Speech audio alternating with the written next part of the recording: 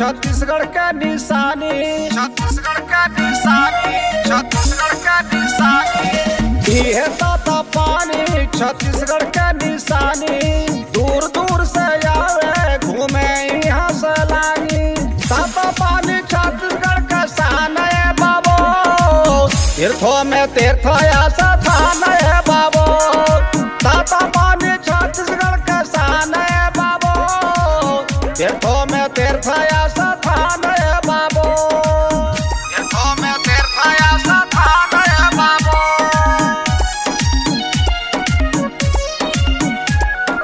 ताता पानी छत्तीसगढ़ के शान है बाबू, तीर्थों में तीर्थ ऐसा थान है बाबू। नया मंदिर वहाँ जहाँ पुराना, वही सब भगतन का ठोरा ठिकाना, वही सब भगतन का ठोरा ठिकाना। नया मंदिर वहाँ जहाँ पुराना, वही सब भगतन का ठोरा ठिकाना। मेला लागे भारे जोटेला नर नारे, कोई आवे पैदल कोई करे के सवारे। मेला घूमे लइका सयान है बाबू, तीर्थों में तीर्थ ऐसा थान है बाबू। ताता पानी छत्तीसगढ़ के शान है बाबू, तीर्थों में तीर्थ ऐसा थान है बाबू, तीर्थों में तीर्थ ऐसा थान है बाबू।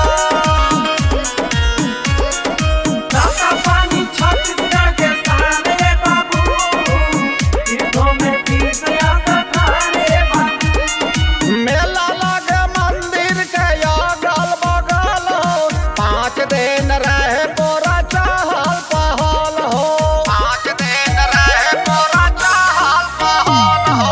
मेला लगे मंदिर के अगल बगल हो, 5 दिन रहे पूरा चहल पहल हो। शासन पर शासन रहेला मुसतैद, सरकार यमला यौडा कटर बैठ। पारा पर पुलिस जवान है बाबू, तीर्थों में तीर्थ ऐसा थान है बाबू। ताता पानी छत्तीसगढ़ का शान है बाबू, तीर्थों में तीर्थ ऐसा थान है बाबू,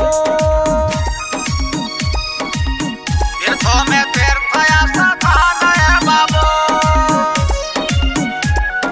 ताता पानी छत्तीसगढ़ के शान है बाबू, तीर्थों में तीर्थ ऐसा थान है बाबू।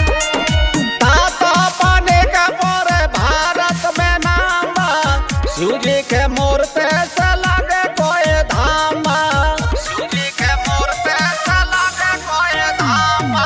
ताता पानी का पूरे भारत में नाम बा, शिव जी के मूर्ति से लगे कोई धाम बा। पांडे संतोष का है डीएससी हाया जा, लौटल जाए घूम घूम के मेला में मजा। गावे ओम शंकर गोना गाना है बाबू, तीर्थों में तीर्थ ऐसा थान है बाबू। ताता पानी छत्तीसगढ़ का शान है बाबू, तीर्थों में तीर्थ ऐसा